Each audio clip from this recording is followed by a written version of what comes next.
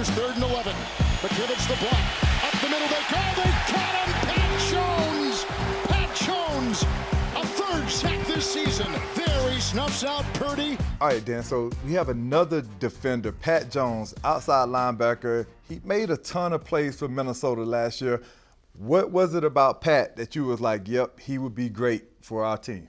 Well, I think first and foremost in our scheme, he's going to be an outside linebacker on 1st and 2nd down. He can set a hard edge, find the ball, tear off, make plays. And then the cool thing about him is he can slide inside on 3rd down, and he has rush inside. So, obviously being able to affect the passer on 3rd down, whether from an outside linebacker position or sliding in and lining up at 3-tech and rushing over a guard, he brings a lot of versatility again with the defensive front. I think one of the things too, if you go back and you look at this play, the linebacker is going to make the check.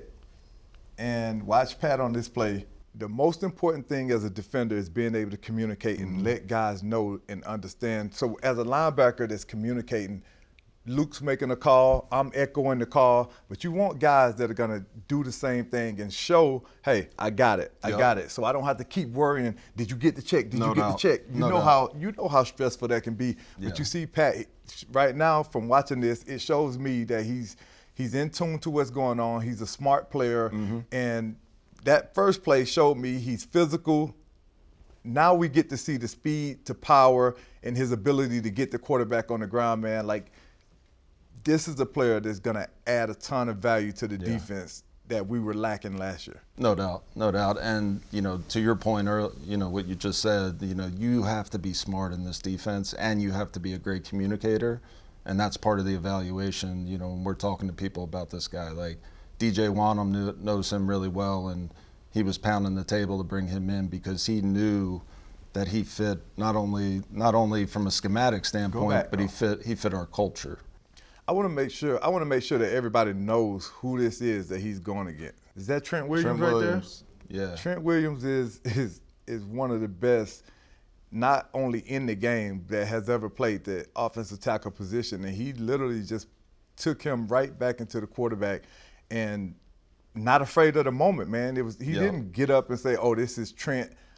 I can't do anything on this play." He went and made it happen, man. And you gotta love having guys like that on the team. Look at his hand movement right here. Being able to swipe, get his hands off while still accelerating to the quarterback, affect the throw, like. No doubt. Just watch this get off. Look at it. Yeah. Really good hand timing. Great timing, great get off, great hand placement, and great finish on the quarterback. Again, in the run game, you got to be physical at the line of scrimmage, and you got to dominate your opponent. And you see this right here. If a tight end blocks you, you can't let a tight end block you. If the tight end blocks you, you can come sit your ass on the sideline. Exactly. And he's not going to let a tight end block him.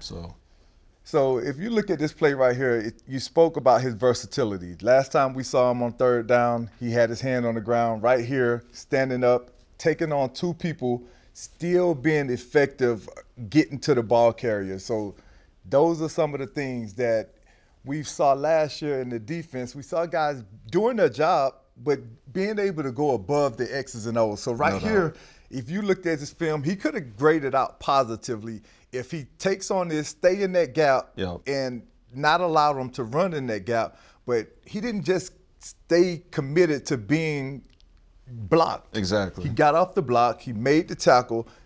Those are the things that this defense. It's about being relentless, and that's what you have to do, to be a great defense. Look, long arm, up and under. And to have the instincts too, he knows he's at quarterback depth, and then the work underneath and secure the sack. Listen, he has a bag of moves, man, and he is not afraid to use them. You see it time and time again. Like, we've seen literally everything that you want to see out of a defensive end / linebacker on all of these different plays, whether it's stopping the run, whether it's bull rushing, whether it's long arm, whether it's swiping. He's shown it all. Yeah. He has that toolbox, like you said. So here he is, going back to the versatility, right? Being able to move him inside. Same thing. Going against a guard. Hand. Yep. He got the wiper hands, right here. Man. Working an edge, winning off the edge, and getting held, still not stopping, not complaining, relentless motor, getting to the quarterback.